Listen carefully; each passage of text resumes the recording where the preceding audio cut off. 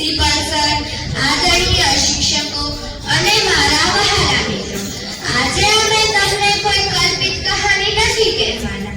આજે અમે તમને એક સાચી જિંદગીની કહાની કહેવા જઈ રહ્યા છીએ.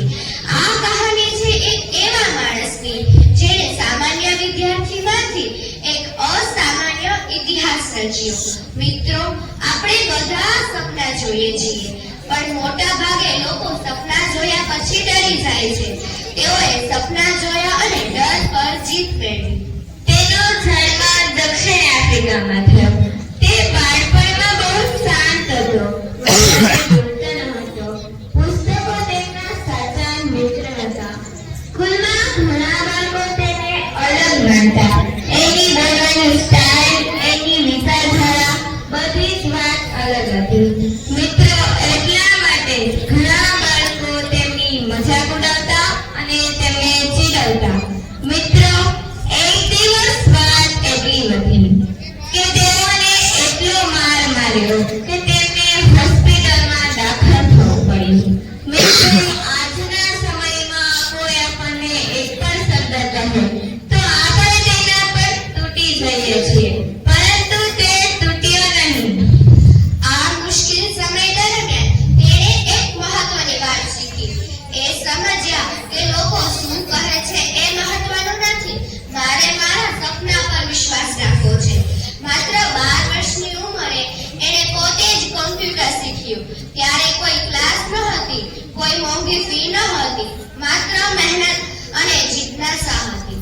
તેણે એક નાની ગેમ બનાવી, બ્લાસ્ટર, અને તેને વેચી નાખી. મિત્રો, આ કોઈ મોટી રકમ ન હતી, પણ આ એક સંકેત હતો, હું કરી શકું છું. પછી તે અમેરિકા ગયો, પણ ત્યાંનું જીવન ફ્રીમાં જેવું હતું.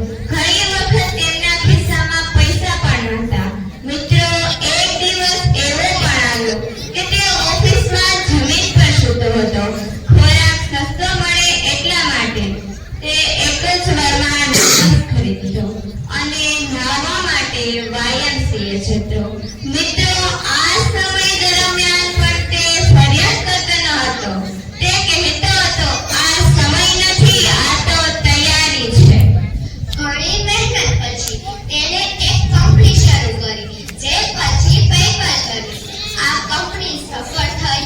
તેને પૈસા મળ્યા, નામ મળ્યું, આરામ મળી શકતો હતો. પણ મિત્રો, એ અહીં અટક્યો નહીં. એમણે કહ્યું, મારે માત્ર કમાવું નથી, મારે દુનિયા બદલવી છે.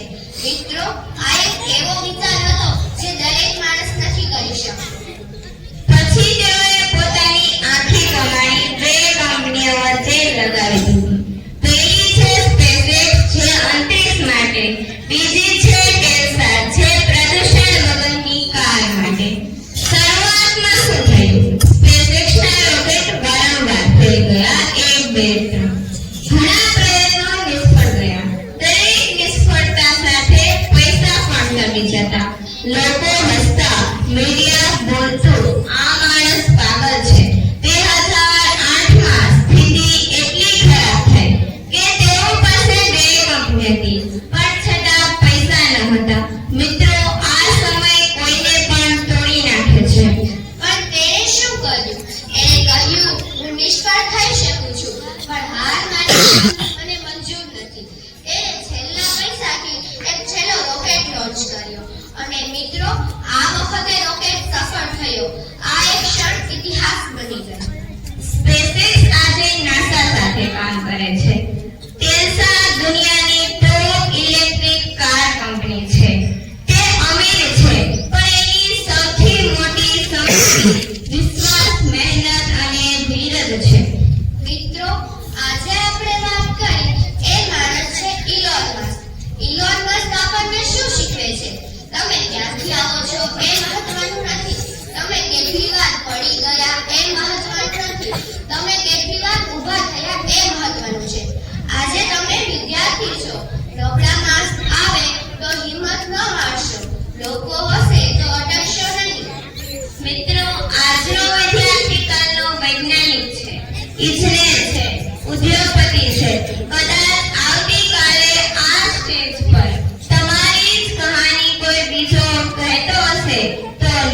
કરો.